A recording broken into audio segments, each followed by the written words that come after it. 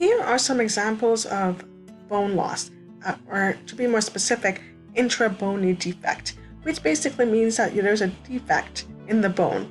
So here we can see that the bone has been resorbed. In all of these pictures there is some bone loss, and this is called a defect, an intra-bony defect. And what I want you guys to know or understand is that sometimes we could have a one-wall intra-bony defect, sometimes we could have two walls intra-bony defect, sometimes we could have three walls intra-bony defect. And let's look at the difference. The way I remember this is I want you to think of it as a balcony. So if you have a balcony outside your condo or outside your apartment and you only see one wall, that's a one-wall intra-bony defect. Okay, so it's a one-wall defect. You come outside and you're looking at a balcony and you only see one wall. You don't see any walls on the sides.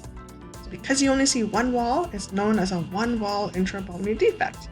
Let's look at two walls. So if you come and look at this balcony, this is actually a defect, but imagine it to be a balcony and you see two walls. So you see a wall in front of you and a wall on the side.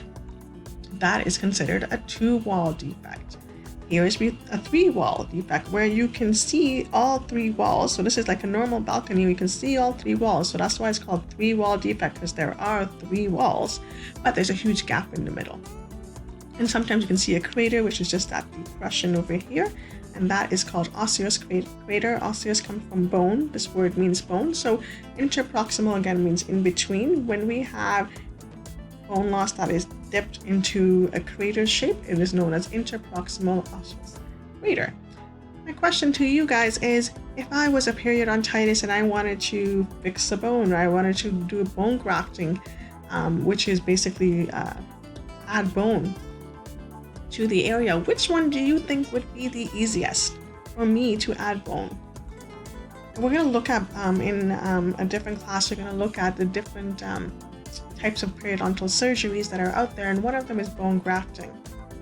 So if you said the three-wall defect is the easiest for a dentist to put bone graft material inside, you would be correct, because there's already a box that they could just deposit the material. But if you look at the one-wall defect, it's harder to compact it, and the same with the two-wall, it's harder. But when you have a three-wall defect, it's confined, and so you can kind of put the whatever stuff that you need, like the bone grafting material, into this area. So it's a lot more easier this way.